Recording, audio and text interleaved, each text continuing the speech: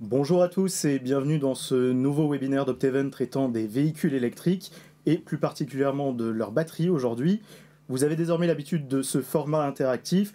Aussi, le chat est dès à présent ouvert. Vous pouvez y poser toutes vos questions. N'hésitez pas, on y répondra au cours de nos discussions.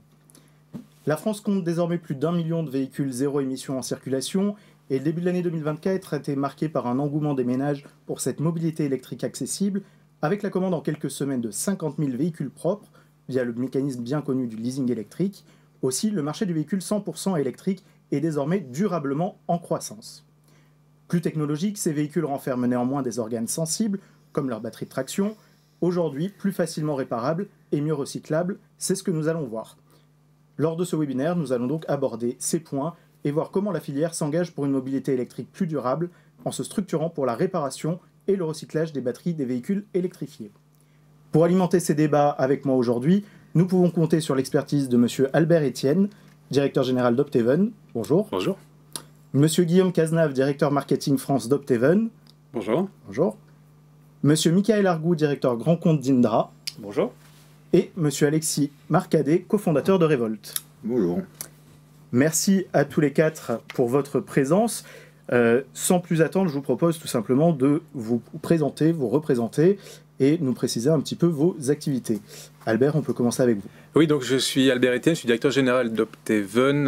Je travaille dans l'entreprise depuis une vingtaine d'années. Opteven est un spécialiste des services automobiles avec une particularité que notre offre est concentrée sur les métiers de l'assistance, des extensions de garantie pour les voitures et également des contrats d'entretien. Voilà.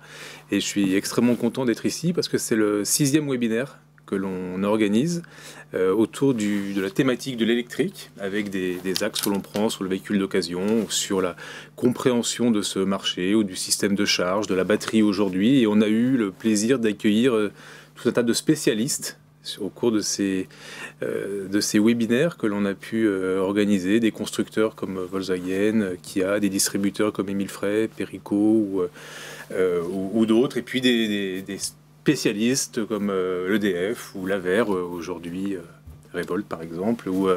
Voilà, donc tout un écosystème que l'on réunit régulièrement pour faire profiter tout notre environnement, notre écosystème de discussion autour de ce marché passionnant. Voilà. Guillaume. Donc Guillaume Cazenave, moi je suis en charge du marketing pour Opteven. J'ai dans mon périmètre la partie offre produit et l'électrification du parc, c'est un sujet à deux niveaux parce que nous on touche à la fois le marché récent de l'occasion et donc ça modifie notre approche, ça modifie les comportements et donc il faut qu'on adapte nos offres de service. Et aussi on s'intéresse au parc qui vieillit. Les véhicules qu'on garantit sont de plus en plus âgés. Nous on a des offres qui vont jusqu'à 20 ans et 250 000 km. Donc il faut qu'on puisse accompagner aussi les véhicules électriques avec nos solutions et des solutions spécifiques dans le temps et dans la durée. Michael. Oui, donc moi je suis directeur grand compte pour l'entreprise Indra que j'ai rejoint il y a 6 ans maintenant. Donc Indra est spécialisé dans les services de l'économie circulaire de l'automobile. C'est une joint venture entre The Future is Neutral, qui est l'entité dédiée à l'économie circulaire automobile du groupe Renault, et le groupe Suez. Donc l'activité, le cœur de métier d'Indra est de sourcer, recycler et valoriser près de 110 000 véhicules en fin de vie par an. Et nous avons développé une expertise certaine dans la gestion de fin de vie des batteries issues de ces véhicules en fin de vie. Et enfin Alexis. Moi, je suis donc Alexis Marcadet, start-upper depuis une dizaine d'années dans la mobilité et la mobilité électrique. Pour la petite histoire, j'ai commencé ma vie dans l'électrique à un numéro d'ici parce que c'était le premier bureau de CityScoot, à l'époque où il n'y avait que 30 scooters électriques dans les rues. Donc c'est là où j'ai commencé à parler de réparation de batterie avec cette flotte qui est passée à 6000 scooters.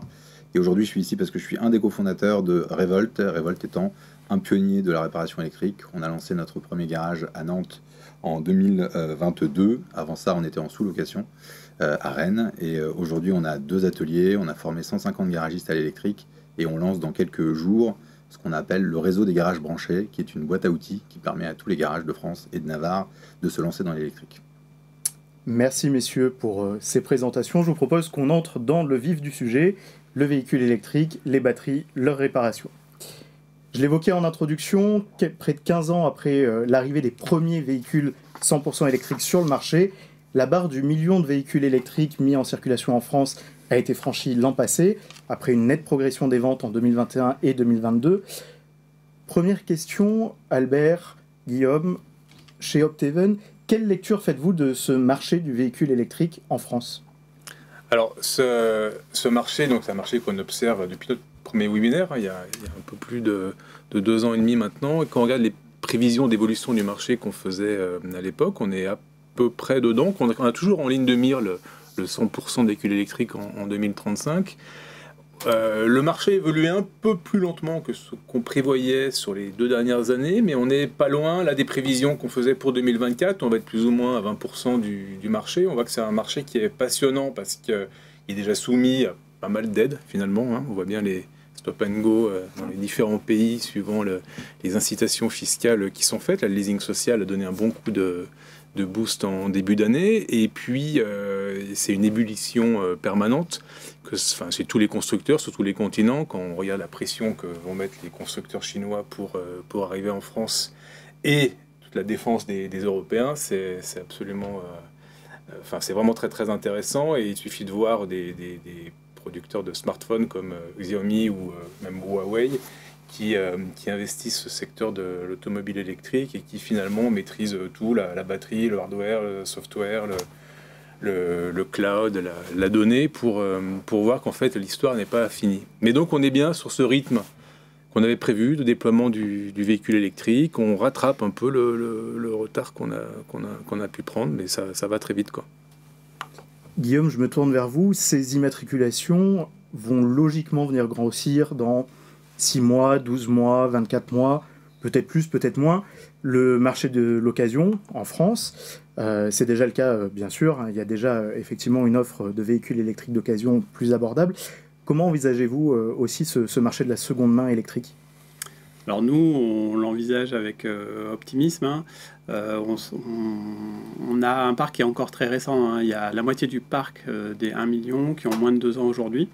Il y en a les 3/4 qui ont moins de 4 ans. Donc ce sont des véhicules qui sont récents, qui commencent à sortir de garantie constructeur sur la partie classique sur les pannes, et qui sortiront de garantie constructeur sur la batterie pour la plupart d'ici quelques années. Mais par rapport à nous, ce qu'on observe beaucoup, c'est le marché de l'électrique d'occasion. C'est un marché qui va être alimenté beaucoup par les retours de location longue durée, par les LOA aussi. Quand on se projette en 3-4 ans, le marché a vraiment décollé 2020-2021, donc on va commencer à voir arriver ces véhicules sur le marché. Ça commence à être le cas. Aujourd'hui, la part est encore faible, hein, c'est 2% du marché des véhicules d'occasion, donc c'est encore relativement limité. Mais c'est quelque chose qui va continuer de progresser, même si on avait un trimestre 2023, le dernier trimestre, on était à plus de 2% de pénétration sur le marché. Sur le début d'année, on est un petit peu, on reste autour des 2%, mais ça va sans doute progresser encore. Mais comme on le voit à l'écran, on est majoritairement sur des véhicules d'occasion qui ont 2 à 4 ans. C'est un marché qui est difficile, hein. On a vendu presque 100 000 véhicules électriques d'occasion l'année dernière, on va en vendre peut-être 120, un peu plus cette année. C'est un marché qui n'est pas simple parce qu'il y a des sujets de positionnement prix.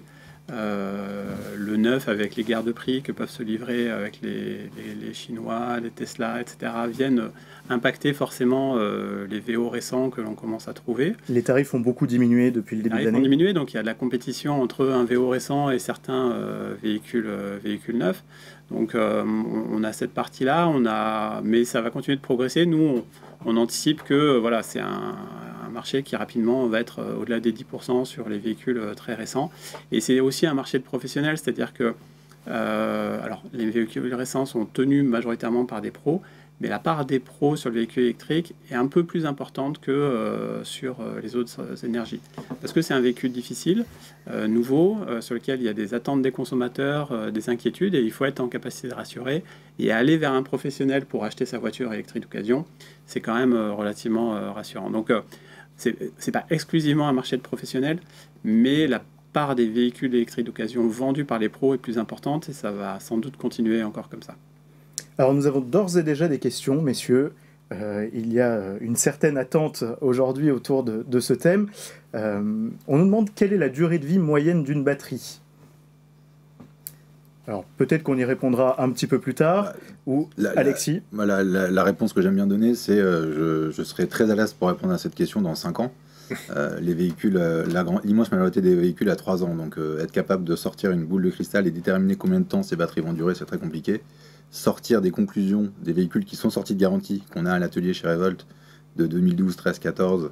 Là, on avait une Citroën Saxo électrique de 98. Donc, je peux dire que les batteries de Citroën Saxo de 98 ne durent pas, mais ça ne va pas beaucoup aider la personne qui pose la question. Donc, on aura cette réponse dans quelques temps.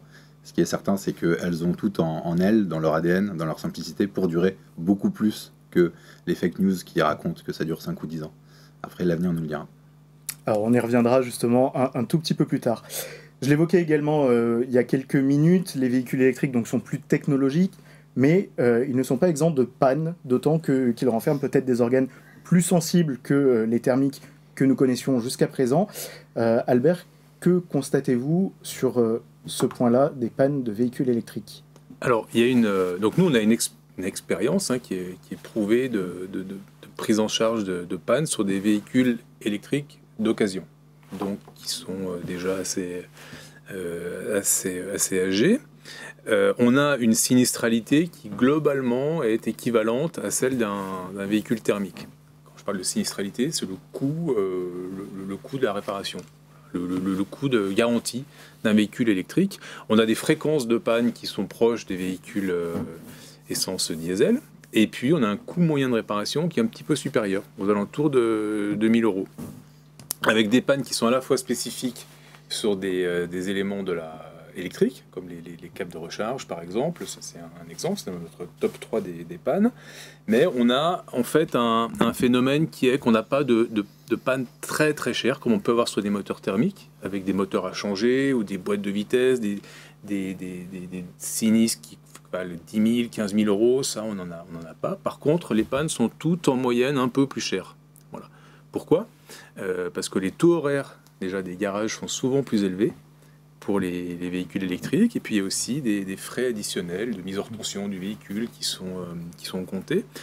Et globalement, on a donc une sinistralité qui est certaine sur ces véhicules-là, avec un coût sur l'expérience que l'on a qui est au moins équivalent aux voitures thermiques.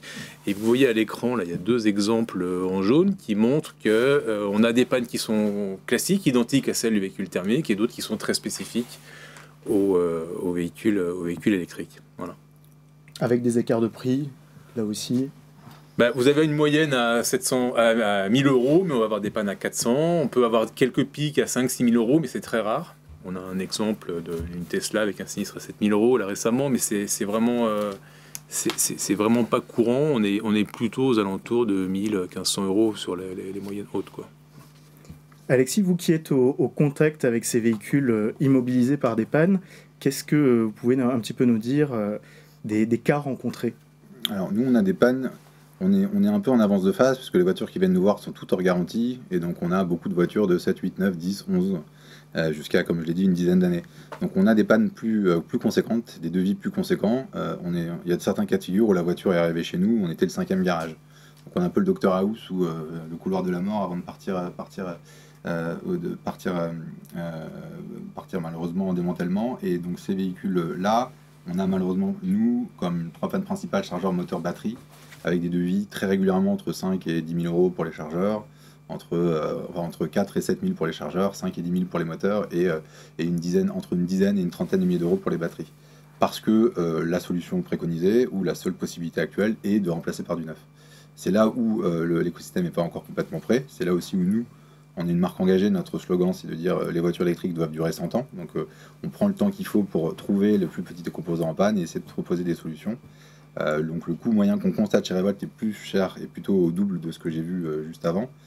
Mais on avance progressivement. Nous, l'écosystème, les garages qui sont en train de se rapprocher de nous pour intégrer le réseau, on trouve des solutions avec du reconditionné, avec de l'ouverture des pièces, et on pense qu'il y aura moins de pannes, mais qu'elles seront plus complexes. C'est ce qu'on pense chez Revolt, ce que j'ai déjà entendu dans la bouche d'autres experts, et on pense surtout que les 3 organes principaux sont des organes réparables, vraiment réparables.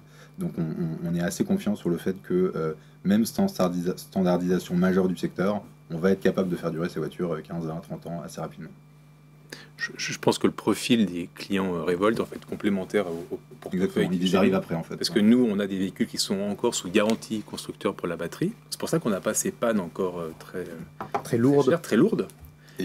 Et en plus, on représente un tout petit pourcentage de voitures pionnières du démarrage qui sont très compliquées à gérer pour les réseaux. Mais ça montre bien le sujet du coût de la batterie hors garantie constructeur qui est important quand il y a un incident. Voilà. Et donc du coup la nécessité de réfléchir à quel service on peut proposer aux clients par rapport à ça.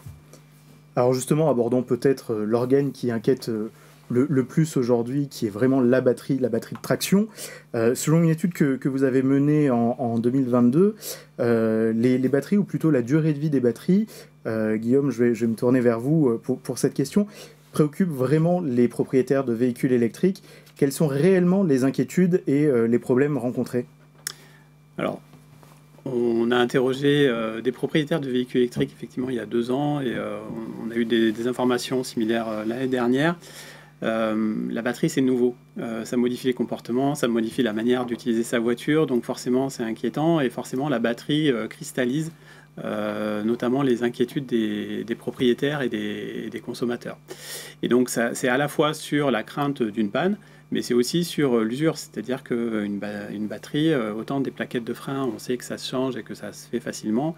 On n'a pas trop d'idées encore sur comment on peut voir une batterie s'user et comment on va pouvoir la remplacer ou la réparer si besoin. Donc nous, on avait constaté qu'il y avait 70% à peu près des clients qui étaient inquiets par la batterie, mais ça a englobé l'intégralité de la batterie, c'est-à-dire à la fois l'usure, la panne, son autonomie, parce que c'est aussi le frein à l'achat, un des freins principaux aujourd'hui, mais aussi son recyclage, parce que il y a quand même une conscience écologique qui se diffuse et qui monte, et les gens s'inquiètent un peu tout de même de ce que peut devenir la batterie au-delà de la destruction. Alexis, on vient de le souligner, donc la durée de vie des batteries et leur état de santé inquiètent les propriétaires de véhicules électriques. Avec votre expérience, faut-il réellement s'en soucier de cet organe-là ? Et finalement, comment est-ce qu'on peut rassurer les propriétaires, les utilisateurs de véhicules électriques par rapport à leur batterie, justement, et à ce qui est dans leur véhicule ? Alors à nouveau, comme on se positionne en avance ou en retard, en fonction de comment on voit les choses, nous, les clients, ils sont à 100% inquiets. Acheter une voiture électrique, on a 2 voitures en vente en ce moment chez Revolt, une Zoé de 2013 et une Zoé de 2015. Avec des SOH, on va en parler un peu plus loin. Mais donc SOH, vous pouvez nous rappeler ? State of Health, l'état de santé de la batterie, qui est un chiffre calculé par le constructeur. Il n'y a pas de normes européennes, donc les constructeurs choisissent la manière dont ils calculent ce chiffre. Et c'est aujourd'hui ce qui est principalement considéré au moment de l'achat. C'est des voitures qui peuvent faire extrêmement peur parce que le client nous demande comment vous allez pouvoir les réparer dans 1, 2, 3 ou 4 ans. On n'a pas toujours les solutions. Donc nous, ce qu'on dit maintenant, la manière qu'on a de traiter les problèmes de batterie, c'est toujours de démarrer par un diagnostic qui va plus loin que le simple SOH. J'ai déjà vu une voiture avec 97% de SOH, je ne citerai pas le constructeur, et qui avait perdu 40% d'autonomie en 2 semaines. Donc en fonction du calcul du constructeur, on peut avoir des cas de figure très très différents. Donc il ne faut pas s'arrêter à ça. Nous, notre attestation de santé, on va aller creuser toutes les différentes tensions de chaque cellule de la batterie pour déterminer s'il y a nécessité d'intervenir comme des chirurgiens ou non. Et après, il y a 3 cas de figure dans une batterie sur les pannes. Il y a la panne chimique, donc une cellule ou un module qui se dégrade, enfin une cellule au sein d'un module qui se dégrade et on peut potentiellement remplacer tout ce module et rééquilibrer. La panne électronique, donc il y a des petites cartes BMS, des cartes électroniques qui remontent le niveau de tension des cellules qui peuvent être en panne. Et les pannes de connectiques. Il y a des liquides de refroidissement, il y a différentes connectiques et ça peut sauter comme dans n'importe quel organe classique d'une voiture. Certaines de ces pannes sont faciles à réparer, d'autres non. Ça dépend de la volonté du constructeur, de la manière dont on a monté la batterie. Et on va prendre la parole chez Revolt et on ne va pas être les seuls dans les prochains mois et dans les prochaines années sur ce qu'on va appeler la réparabilité de ces batteries. Les clients nous demandent est-ce qu'elles pourraient être réparées. On le sait, donc il faudra le dire. Et je pense que c'est un critère de choix extrêmement important aujourd'hui. Pas uniquement à cause de l'engagement écologique dont vous venez de parler, mais juste parce qu'on n'a pas envie de se retrouver avec une voiture avec un devis à 15 000 euros quand on a acheté d'occasion à 5 000. Et il y a beaucoup de véhicules qui sont aujourd'hui économiquement irréparables à cause de ces devis de réparation de batterie. Et ça, il faut lutter contre. Sinon, l'électrique ne va pas être une source de décarbonation. Ça sera juste un pétard mouillé d'une dizaine d'années. Alors, quid de l'évolution technologique des batteries ? On est encore à l'âge de pierre et c'est une industrie très polluante, nous dit-on. Je pense que c'est à l'Indra de répondre. Qui s'engage? Alors effectivement, aujourd'hui, sur cette industrie de la production de batteries, ce qu'il faut d'abord savoir, c'est que pour constituer une batterie, on a besoin de terres et métaux rares. Et ces éléments-là sont extraits de mines, donc ce sont des éléments naturels. Et le raffinage aujourd'hui de ces terres et métaux rares sont réalisés à 95% en Chine. Donc, et la production de batteries est aussi réalisée en Chine. Donc on a effectivement un sujet au niveau européen sur effectivement le recyclage de ces batteries. Et tout l'enjeu dans les prochaines années pour les constructeurs et toute la filière, c'est de maintenir effectivement sur le territoire ces matières-là pour pouvoir les recycler et les réemployer dans la production de nouvelles batteries. Puisque le cadre de loi européen en ce qui concerne les batteries imposera et impose déjà aux constructeurs de véhicules de réintégrer une partie de ces matériaux recyclés dans la production de nouvelles batteries.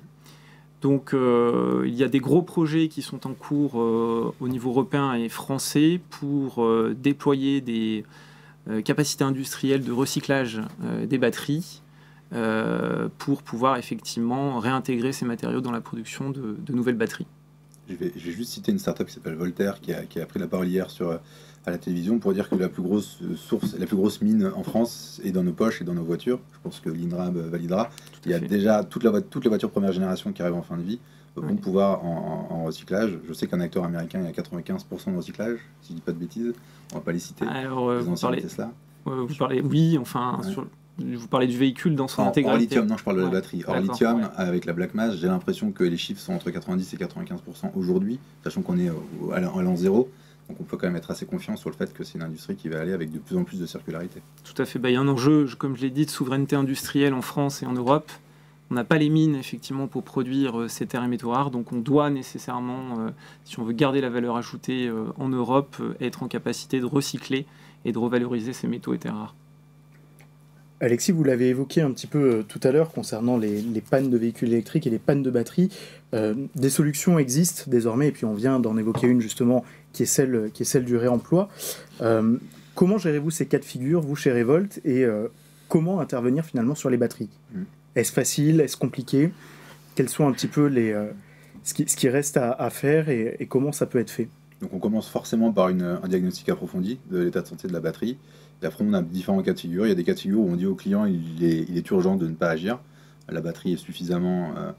si on considère une batterie comme une cordée d'escalade, j'aime bien, elle a été validée par mon cofondateur batterie, donc je vous donne cette image. Donc on a 100 personnes qui montent une montagne. S'il y en a un qui se casse une jambe, qui est encordé et qu'on ne peut plus monter très haut, mais on ne peut pas non plus baisser très bas. Donc on ne peut plus beaucoup charger et puis on ne peut plus avoir beaucoup de puissance. Si on s'amuse à remplacer cette personne-là par une personne au même niveau physique que quelqu'un d'autre, la batterie va retrouver à peu près sa capacité d'origine. Si on a 4 mecs qui ont commencé à se casser la jambe, remplacer le dernier mec ne va pas être très utile. Donc nous, on a tendance à dire à nos clients, on va essayer de trouver la personne, on va essayer de déterminer si c'est important de faire la chirurgie, parce que c'est une grosse opération, avec potentiellement des dizaines d'heures, et on aime bien le terme de chirurgie, parce qu'il y a vraiment des batteries qui mettent plusieurs jours sur le billard pour être opérées. Le cas de figure du BMS et de l'électronique est plus simple à détecter normalement et plus facile à réparer, mais nécessite un niveau d'expertise extrêmement précis, une installation, des normes de sécurité drastiques, un niveau d'habilitation. Et donc nous, on a la chance de parler à beaucoup de garages, on en a formé une centaine et on va lancer du coup le réseau des garages branchés, on va les aider à aller vers l'électrique, mais on ne leur recommande pas de se lancer dans les batteries. C'est un deuxième métier. Chez Revolt, le mécanicien batterie s'appelle un batterino et non pas un mécano. C'est vraiment pour montrer que c'est deux filières séparées et on pense qu'une grosse partie des garagistes ne seront pas des réparateurs de batteries. Pour les non-initiés, rappelez-nous le BMS, de quoi s'agit-il ? Le BMS, c'est le Battery Management System, c'est donc la petite carte électronique qui remonte les informations d'une batterie. Qui est embarqué dans la batterie. Exactement, un ou plusieurs, en fonction il y a certaines batteries qui en ont un pour différents modules et d'autres qui en ont un centralisé. Alors aujourd'hui, quasiment tous les constructeurs présents sur le marché proposent un véhicule électrique dans leur gamme. On pourrait les citer, mais on y passerait trop de temps. Est-il possible de tout diagnostiquer et de tout réparer ? Alors l'accès à la data va être clé. Nous, chez Revolt, On est plutôt, je dirais pas enthousiaste, mais confiant sur le sujet. Il y a des constructeurs qui sont très décriés. On en parlait juste avant l'enregistrement, comme Tesla. Et en fait, le client a accès à la data, peut nous donner accès à son véhicule à distance.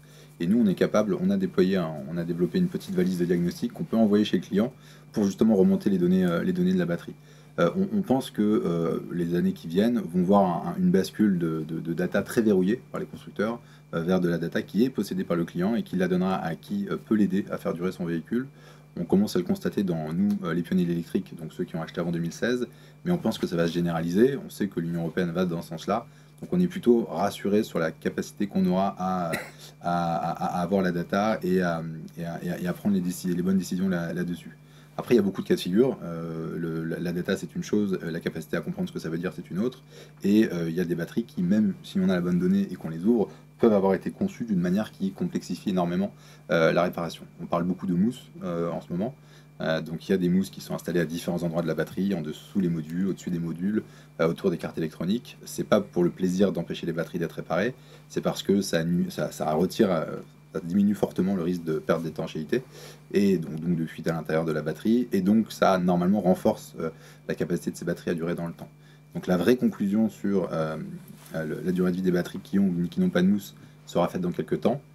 Chez Revolt, on est plutôt favorable à des batteries qui sont réparables, et on pense que les constructeurs qui prennent la décision de limiter cette réparabilité vont se retrouver au devant de vagues de mécontentement assez fortes, assez rapidement, et surtout s'ils n'ont pas une solution reconditionnée très peu chère. Aujourd'hui, le reconditionné est très cher. Il n'y a pas de solution de batterie reconditionnée en dessous de 10 000 €. C'est pareil, c'est un coût qui ne marche pas en occasion. De ce qu'on comprend aussi, les différentes chimies utilisées pour les batteries ne posent pas de problème aujourd'hui. Alors, une chimie, pour nous, on nous parle souvent d'hydrogène en nous disant mais qu'est-ce qui va se passer si l'hydrogène arrive? À partir du moment où on considère que, en tant que pionnier de l'électrique, on doit affronter des problèmes et des technos différentes les unes après les autres et être capable de sortir au labo la solution, finalement, une batterie qui va être en NMC, avec du nickel, avec du cadmium ou avec du phosphate, on va réussir à s'en sortir. Aujourd'hui, là pour le coup, ça aurait dû être Jérémy à ma place, mais on est sur des itérations, on n'a pas de virage à 180 degrés sur les packs batteries, quoi. On avance progressivement, ça évolue, on arrive à augmenter les autonomies d'un facteur 2. Les premières batteries étaient à une centaine de kilomètres d'autonomie, les deuxièmes 200. Maintenant, c'est assez courant d'être à 400 ou 500, donc ça avance vite, mais c'est plutôt la densité qui progresse, la techno en elle-même n'évolue pas énormément. Alors nos échanges suscitent pas mal de questions chez ceux qui nous suivent aujourd'hui. Que pensez-vous de la sécurité des batteries qui s'enflamment, accidents, court-circuit, etc., sachant que même les pompiers ne peuvent pas éteindre ce type d'incendie? Que répondre à cela? C'est marrant, on nous pose jamais j'ai jamais vu un seul garagiste thermique à qui on posait la question, alors que le thermique brûle plus que... Ouais, alors c'est une très bonne question. Tout d'abord, pour lever un doute, les véhicules électriques hybrides ne sont pas plus dangereux que des véhicules thermiques. Voilà, ça c'est une fausse idée. Il faut être rassuré par rapport à ce point-là. C'est juste que ce sont des nouvelles technologies qui sont embarquées, qu'on ne maîtrise pas encore, que la profession des services de l'automobile ne maîtrise pas.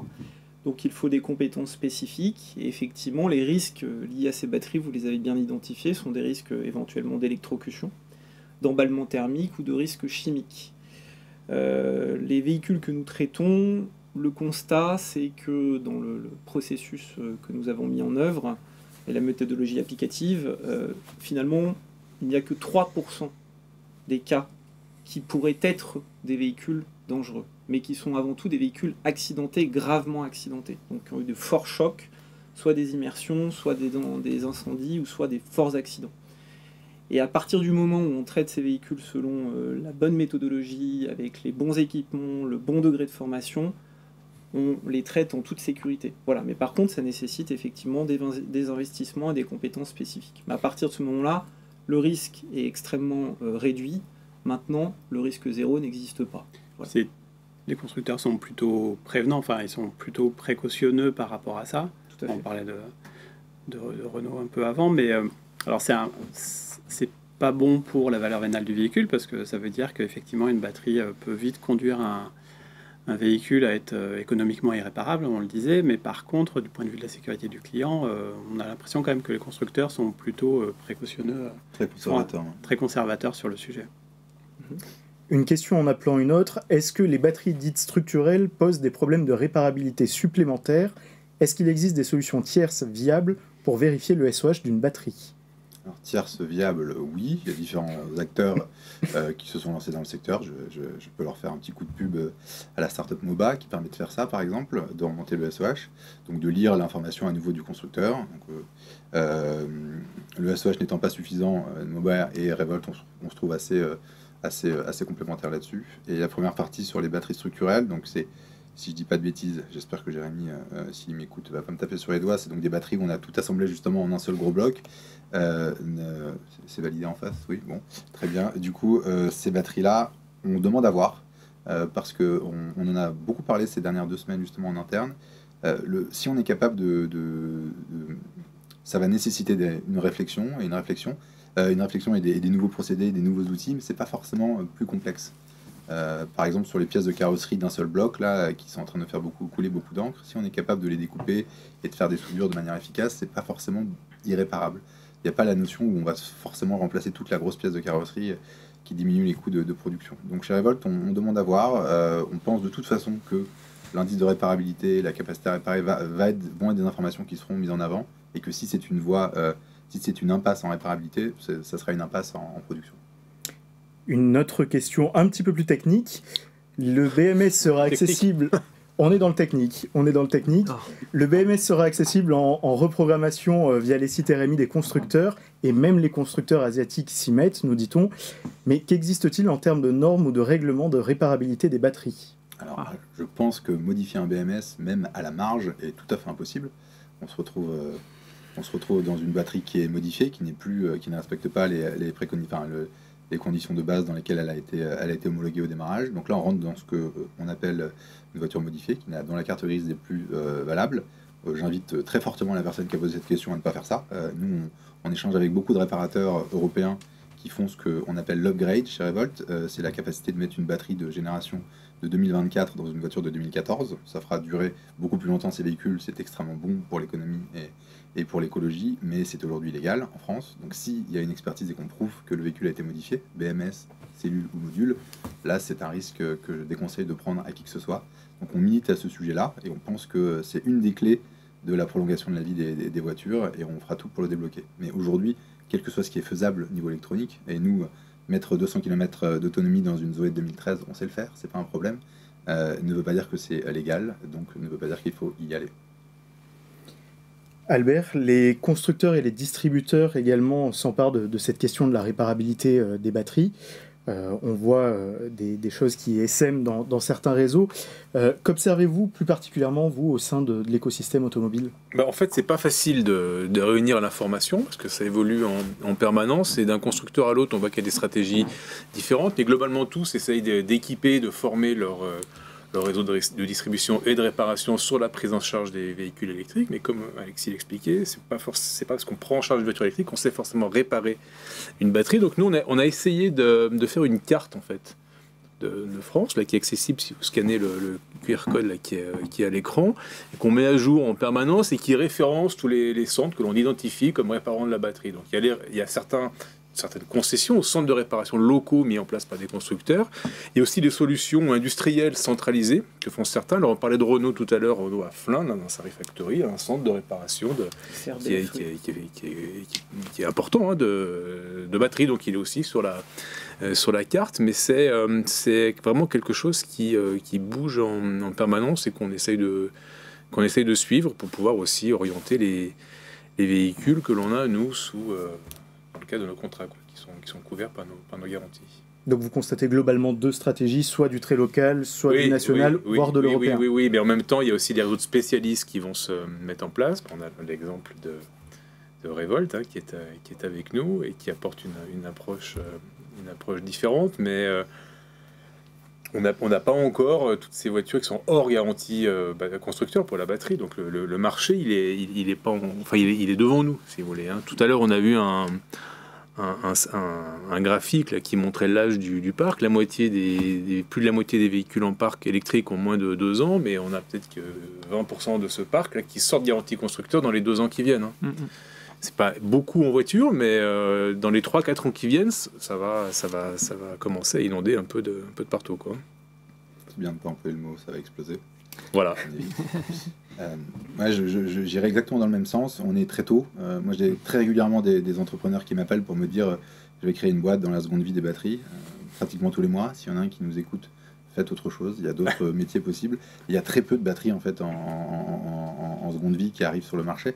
Les voitures roulent longtemps et les véhicules en 2010, je crois qu'il y avait 1000 voitures électriques en France. Donc c'est pas non plus il y a 30 ans. Donc on est encore sur c'est très logique qu'il n'y ait pas des investissements massifs sur ce qui représente 3% des 3%. Là, on parle du hors garantie très longue, à hors garantie 7 ans, de ce qui représente aujourd'hui quelques pourcentages de la flotte. Sur ce point de la batterie de seconde vie, justement, je me tourne vers vous, Michael. Oui. Des véhicules électriques ou électrifiés sont chaque année abîmés, accidentés, en fin de vie, non réparables. Vous aviez cité quelques exemples tout à l'heure. De quelle manière, chez Indra, est-ce que vous intervenez justement sur ces organes type batterie et comment est-ce que justement vous pouvez les revaloriser? Oui, alors effectivement, pour reprendre ce qui a été dit tout au long de notre échange, pour le moment, les véhicules électriques qui sont en fin de vie sont principalement des véhicules assurance, donc des véhicules accidentés. Pour 3 types, on l'a dit, sinistrés, accidents de la route, immergés ou des incendies. On l'a dit que ces batteries peuvent être potentiellement dangereuses, mais ça reste vraiment à la marge et c'est aujourd'hui traité, en tout cas au sein d'Indra et de notre réseau de centres VHU, nous traitons de manière totalement sécurité ces véhicules-là. La question, et selon nous, et c'est le fil conducteur de cet échange, c'est effectivement le diagnostic de l'état de santé de la batterie sur lequel il y a encore beaucoup d'interrogations, beaucoup de questions. Ce qu'on constate, c'est qu'une lecture du BMS en tant que telle n'est pas totalement fiable et qu'il faut finalement passer par un test, je dirais, physique de la batterie, par des effets de charge et décharge pour bien identifier effectivement le potentiel résiduel de cette batterie. Le réemploi sur les véhicules sinistrés, finalement, aujourd'hui, liés à des accidents, donc des véhicules d'assurance, est somme toute très limité, encore au regard du potentiel danger et puis de la volumétrie. La question se pose plutôt, comme vous l'avez dit, sur les véhicules en fin de vie, qu'on pourrait appeler finalement de mort naturelle, et ça, effectivement, on va y arriver dans quelques années. Donc chez Indra, nous, effectivement, nous sommes convaincus du réemploi des batteries et des modules de ces véhicules en fin de vie. C'est un marché qui est amené à fortement croître dans les prochaines années, qui ont besoin de se structurer. Mais cette question essentielle du SOH nous apparaît totalement centrale pour mener à bien cette industrialisation du réemploi de la batterie. Donc voilà, nous travaillons actuellement Indra sur un outil industriel pour diagnostiquer effectivement cette fin de vie des batteries. Pour pouvoir diagnostiquer le SOH afin que nos partenaires recycleurs puissent, lorsqu'ils prennent en charge des véhicules électriques en fin de vie, puissent démonter ces batteries, sélectionner les batteries ou les modules qui seraient viables à soit du réemploi ou soit une seconde vie. Parce qu'on se parle beaucoup de réemploi, mais il y a aussi la seconde vie. Donc le réemploi, c'est pour un même usage et la seconde vie, c'est pour un autre usage. Donc par exemple, du stockage. Donc le sujet, il est là, c'est l'aspect sécuritaire au niveau de notre réseau, il est aujourd'hui traité. Nous traitons en toute sécurité ces véhicules gravement sinistrés, nous mettons en sécurité les batteries. Le sujet est maintenant de donner les capacités industrielles demain à notre réseau, de produire des modules et des batteries qui seront disponibles pour les réseaux de réparateurs de nos différents partenaires assureurs. Alors, est-il possible de reconditionner et réemployer des batteries ou cellules et comment se structure la filière? Voilà ce qu'on nous demande à l'instant. Alors, effectivement, comme je le dis, on n'en est encore qu'aux prémices de ce marché. C'est un marché qui est naissant. Il y a un certain nombre de constructeurs automobiles qui ont déjà franchi le pas. C'est le cas de Renault Group, qui a une longueur d'avance sur le sujet, qui est en capacité effectivement de réemployer des modules ou des batteries pour la réparation de véhicules d'occasion. Donc c'est un marché effectivement qui est en train de se structurer. Encore une fois, pour développer ce marché du réemploi des batteries, des modules à grande échelle, il nous paraît aujourd'hui essentiel que, comme vous l'aviez dit, un cadre de loi européen puisse permettre la standardisation des données et l'accessibilité de ces données du SOH. Tant qu'on n'aura pas un cadre réglementaire, à notre avis, on va effectivement freiner ce marché qui pourtant est totalement vertueux pour l'économie et puis pour notre environnement. Les clients n'ont parfois pas accès à un SOH qui fait partie de leur contrat. Je trouve que c'est à titre, là je me positionne en tant que citoyen, signer un contrat où on dit qu'en dessous de 70% de SOH, la batterie doit être remplacée et qu'on te refuse chez un concessionnaire d'accéder à cette donnée, je trouve qu'il y a quelque chose qui ne va vraiment pas. Et donc on est vraiment à l'âge de pierre là-dessus. Une donnée qui est modifiable par un constructeur, qui peut mettre à jour du BMS, qui permet d'accéder à un critère qui déclenche un contrat, ça doit changer. On ne peut pas rester à ce niveau-là, c'est dangereux et ça dénigre les efforts faits sur les premières générations de voitures électriques pionnières. Donc il faut vraiment changer cet état de fait qui me paraît assez dangereux. Dans la vente de véhicules d'occasion, nous on commence à voir apparaître, c'est vrai que quand on achète une voiture d'occasion, on regarde son âge, son kilométrage. Demain, il faudra regarder le SOH et c'est une donnée qui commence doucement à être intégrée. Il y a des labels véhicules d'occasion qui commencent à intégrer. Sur certaines annonces, effectivement, on voit un pourcentage apparaître. Mais rapidement, je pense que ça deviendra systématique. Mais aujourd'hui, ce n'est pas le cas. Aujourd'hui, quand on cherche sur un site une voiture d'occasion, il n'est pas évident qu'on accède systématiquement au SOH. Chez Revolt, on a l'attestation de santé avec le kilométrage qu'on peut obtenir en urbain, en périurbain et sur l'autoroute, les risques à 1 an, 3 ans et 5 ans sur la batterie, et on explique, on donne les documents. Et je pense que c'est un minimum en fait, c'est hyper compliqué de vendre en tant que professionnel une batterie qui peut se retrouver 1 an après à avoir un problème dans la période de garantie du constructeur, et on se met au devant de graves problèmes. Donc c'est une des raisons pour laquelle on lance le réseau des garages branchés, c'est qu'on a une FAQ sur comment vendre des voitures d'occasion électrique, et sans ça je pense que ça sera extrêmement compliqué pour les garagistes de faire de l'occasion à la masse, quoi. Enfin à la masse, en masse, excusez-moi, erreur de... abus de langage de quelqu'un qui fait trop de batterie. Donc oui, on est assez motivé sur le sujet, et juste sur le reconditionnement des batteries, c'est moins compliqué qu'on ne le pense. Nous, on a un client qui est venu nous voir, il y avait une Tesla modèle Y, celle avec les portes, je crois, ou X, qui avait fait des tonneaux sur l'autoroute. Il voulait qu'on l'aide à installer du stationnaire pour ses panneaux solaires chez lui. On l'a fait avec lui. C'est pas sorcier. On n'est pas sur quelque chose qui va arriver dans 10 ans. Les grands groupes le font. Il y a énormément de startups qui se lancent sur le secteur. Donc ça va être assez courant. Pour revenir sur l'image de tout à l'heure, de dire qu'on a la plus belle mine de lithium et de stockage, elle est dans les poches, dans les poches et dans les véhicules qui roulent. Toutes les Kangoo, les Zoé de première génération vont devenir des stockages de panneaux solaires aux 4 coins de la France pour des PME ou pour des particuliers. Et c'est déjà le cas pour certains d'entre eux. Vous avez souligné un point important, Alexis, à l'instant, la question de la garantie. On y revient justement parce que la plupart des véhicules électriques aujourd'hui sont encore sous garantie et bénéficient de leur garantie constructeur. On est à peu près autour de 8 ans en moyenne, afin de mettre à l'abri un ou plusieurs possesseurs. Guillaume, est-ce que d'autres solutions peuvent être mises en avant pour rassurer les clients là aussi ? Oui, parce que nous, on a lancé une extension de garantie spécifique à la batterie. Aujourd'hui, les voitures d'occasion, on disait, nous, on va jusqu'à 20 ans, 250 000 pour garantir. Aujourd'hui, les constructeurs s'arrêtent à 8 ans sur la batterie, et au-delà, il ne se passe plus rien. On n'est pas certain d'arriver à faire réparer sa batterie, ou même si on voulait la faire remplacer, on n'est pas sûr non plus de trouver une batterie neuve, qui vont prioritairement d'abord sur les véhicules neufs. Mais en tout état de cause, on ne peut pas acheter une voiture qui a 5 ans sans avoir quelques éléments de réassurance sur la batterie. C'est pour ça que nous, on a lancé un produit dédié qui s'appelle EVE, qui est une extension de garantie spécifique à la batterie de traction du véhicule, qui peut être couplée bien sûr à la garantie panne mécanique, mais qui peut aussi être vendue en stand-alone.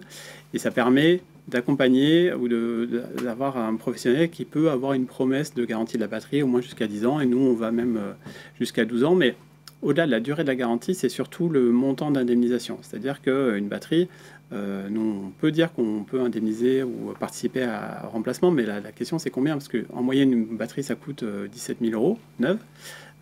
Les solutions de réparation existent, mais c'est quand même quelques milliers d'euros, plus l'immobilisation du véhicule, etc. Donc nous, le produit, il vise en fonction des clients et de comment ils souhaitent faire la promotion du produit, mais on peut aller jusqu'à 5, 10, 15 ou 20 000 € d'indemnisation. forcément, c'est pas le même prix. Mais en tout cas, nous, on est très volontariste sur le sujet, parce qu'on l'a dit, on ne sait pas encore beaucoup de choses sur l'évolution des batteries. Mais on a envie d'accompagner le marché, on a envie d'accompagner les professionnels, parce que c'est leur gagne-pain. Si ces voitures-là, demain, ne sont pas vendues et sont économiquement inutilisables, tout le monde en pâtira, l'après-vente, les vendeurs, etc. Donc, on a cette solution qui permet d'aller jusqu'à 12 ans et puis potentiellement d'indemniser jusqu'à 20 000 euros. L'idée, c'est bien sûr de réparer, de remplacer, plutôt que de remplacer la batterie. Et ça va venir aussi au fur et à mesure où le marché va se constituer et que les solutions vont émerger, que ce soit par les constructeurs ou par les indépendants. Tout cela va se structurer petit à petit. Nous avons quelques questions qui arrivent encore sur le chat. Quel est l'avis d'Indra quant à l'accès aux données historiques des véhicules pour effectuer un diagnostic afin d'éviter d'avoir à réaliser des tests de cyclage qui sont longs et coûteux? Michael. Question très voilà une question encore très ciblée. Voilà, alors effectivement, je rappellerai quand même que dans mon titre, j'ai plutôt une fonction commerciale que technique. Qu'en pensons-nous? Encore une fois, effectivement, c'est un travail qui doit être mené avec chacun des constructeurs pour avoir cet accès à la bonne donnée qui permette effectivement de réparer, si c'est possible, le plus rapidement possible ces batteries. Voilà, je vais, au risque de me répéter, il y a un travail qui est en cours, tant d'un point de vue réglementaire que pour chacun des constructeurs automobiles. Certains sont beaucoup plus avancés que d'autres. Le sujet à terme, selon nous, encore une fois, c'est que cette donnée soit accessible la même pour tous, dans le même temps, et qu'il n'y ait pas effectivement de favoritisme. Est-ce que tous les constructeurs, alors Tesla, BMW, Renault, etc., Toyota et autres, se concertent pour travailler ensemble et trouver une solution standard? Standard sur, j'imagine, la réparabilité. Ah, ça se saurait. Ouais. Non, loin de là. Non, il y a peu de standardisation. On a souvent des remarques que je trouve assez osées de nous dire que les voitures chinoises seront beaucoup moins faciles à réparer que les européennes, sur des personnes qui n'ont pas particulièrement de compétences en mécanique. Je ne sais pas trop d'où provient cette légende. Il y a plus de standardisation dans les véhicules chinois qui arrivent que dans les européens. Donc si ça se trouve, les voitures chinoises et asiatiques qui vont arriver et qui commencent à représenter une part non négligeable de la flotte électrique seront beaucoup plus faciles à réparer. En tant qu'Européen, en tant que Français, en tant que citoyen engagé, je trouve ça un peu absurde. Et je sais qu'il y a parfois des vrais bâtons dans les roues qui sont mis en particulier avec nos voisins les plus proches, sur la manière de mettre en place certaines normes. Je trouve ça aussi très dommage. Et nous avons également une question sur la formation pour intervenir sur les batteries. Là aussi, comment se structurent un petit peu les parcours de formation? Qu'est-ce qui existe? Alors c'est une formation... Aujourd'hui, il y a une habilitation qui s'appelle B2TL pour travailler sous tension. Donc il y a... J'aime bien comparer le fait d'être habilité B2TL au fait d'être capable de se déplacer et de cuisiner dans la cuisine d'un chef étoilé sans se brûler. On ne doit pas se mettre en danger, mais c'est pas pour autant que la nourriture va être bonne. C'est un peu pareil. J'ai au quotidien des garagistes qui me disent « Je n'ai pas besoin de venir me former chez vous, mes mécanos sont B2TL ». Et je leur dis « Vous faites quoi aujourd'hui sous tension ?» Ils me disent « Rien depuis 2 ans ». Donc il faut avoir en tête que c'est une norme, enfin c'est une habilitation qui aujourd'hui dure 4 jours, si je dis pas de bêtises, et qui permet justement à l'employeur de déterminer que telle personne a le droit de travailler sous tension sans prendre de risque, mais ça lui donne pas de compétences pratiques. Oui. Donc chez Revolt, on est très circonspect sur le sujet. On va pas, je le dis, s'il y a des futurs garages branchés qui nous écoutent, on va accompagner notre réseau vers la réparation, aussi par la réparation de batteries, mais on pense que c'est pas quelque chose d'automatique, qu'il ne faut pas se lancer tout de suite, et que ça sera plutôt quelque chose qu'on obtient après avoir commencé à travailler sur d'autres pannes, chargeurs, moteurs, etc. Oui, je rejoins, si je peux me permettre, le retour d'expérience est essentiel. Au-delà de la formation, et puis il y a un vrai sujet en fait sur cette formation B2TL. On a mené l'enquête, c'est notre centre de formation Oreca, donc qui est dédié à la formation des professionnels du recyclage automobile, donc qui est le premier centre en France certifié Calliope, donc qui a mené son enquête, puisqu'il y a un vrai sujet effectivement sur la prise en charge de ces véhicules électriques, aussi bien pour les réparateurs que les experts, que les dépanneurs, mais aussi les recycleurs. Et donc l'organisme qui a rédigé ce cahier des charges, qui est l'organisme de l'OPP-BTP, donc qui dépend de la branche professionnelle du bâtiment et des travaux publics, nous a clairement indiqué qu'en fait cette formation ne tient pas compte en fait des spécificités des véhicules électriques et encore moins lorsque ces véhicules ont fait l'objet d'un sinistre. Donc un garagiste qui vous dit, ou un recycleur qui vous dit j'ai une formation B2TL, j'ai la capacité de prendre en charge un véhicule sinistré, possiblement accidenté, en toute sécurité, la réponse est non. Et le deuxième point qui est essentiel que vous avez cité, c'est aujourd'hui le retour d'expérience qui est très concentré en fait sur les réseaux de réparateurs des constructeurs automobiles, puisqu'ils ont eu cette capacité à orienter effectivement dans un premier temps la réparation des véhicules électriques de leur marque. Donc en fait, l'expérience est extrêmement concentrée sur un petit nombre d'acteurs, que ce soit sur la réparation ou sur le recyclage. Typiquement, sur le recyclage et la prise en charge des véhicules gravement sinistrés, nous opérons pour le compte de Renault et d'autres constructeurs automobiles. Et donc, cette expertise est concentrée sur un nombre d'acteurs. Mais il faut regarder le marché dans son ensemble. Il y a plusieurs milliers de réparateurs, il y a plusieurs centaines de recycleurs automobiles, il y a un nombre important de dépanneurs et d'experts automobiles. Donc le sujet, c'est comment diffuser cette expertise et les bonnes compétences au sein de ces différents réseaux. En fait, ça illustre ce qu'on essaye de faire avec la carte des réparateurs de batteries et la difficulté à bien les identifier entre ceux qui savent prendre en charge la voiture électrique, ceux qui savent réparer la batterie ou pas, quoi. Avec une information qui n'est pas toujours très claire. Si je fais un parallèle très très grossier, je viens de trouver, j'espère que je ne vais pas encore me faire taper dessus par Jérémy, mais il y a des gens qui disent je sais gérer la batterie, c'est comme si on arrive avec une rupture de l'aorte et on pisse le sang à l'hôpital et quelqu'un dit laissez-le moi, j'ai mon brevet de secourisme. Vaut mieux aller voir le chirurgien cardiaque. Voilà. Ce sera presque le mot de la fin, Alexis. En tout cas, formation, réparation, réemploi, on a compris que c'était les trois piliers justement pour intervenir sur les batteries et les véhicules électriques. Véhicules électriques, quand réparer les batteries devient plus simple, on a presque envie de penser que ça y est, c'est déjà plus simple. Albert, est-ce que vous êtes d'accord avec cette conclusion ? La conclusion, c'est que est-ce qu'on connaît la durée de vie de la batterie ? La réponse, elle est non, hein, pas encore. On n'a pas encore l'expérience. Est-ce qu'on croit en la réparabilité des batteries ? La réponse, elle est oui, évidemment. Est-ce que le marché des voitures d'occasion électriques va se développer ? Oui, par la force des choses. Hein. Le développement des voitures neuves électriques le montre. Est-ce que c'est difficile aujourd'hui de vendre une voiture d'occasion électrique ? Oui, c'est difficile pour le distributeur parce qu'il a besoin d'arguments pour rassurer son client, en dehors du fait que les prix sont un peu hauts aujourd'hui. Est-ce que c'est facile d'acheter une voiture d'occasion électrique aujourd'hui ? C'est pas une décision évidente parce qu'on n'est pas sûr de ce qui va se passer dans les 2, 3, 4 ans qui viennent par rapport à la batterie. Donc je dirais que tout ça favorise en fait l'apparition de services pour rassurer le client final et le distributeur. C'est ce qu'on essaye de faire avec les offres que l'on développe. Guillaume a illustré notre produit Eve, et donc nous on croit intimement qu'il y a un univers énorme de services qui va se développer autour de ces véhicules électriques, mais que tout est encore à découvrir et à inventer et à faire. Voilà. J'espère que cet échange a appris des choses à nos auditeurs. Un écosystème en mouvement, voilà. Donc.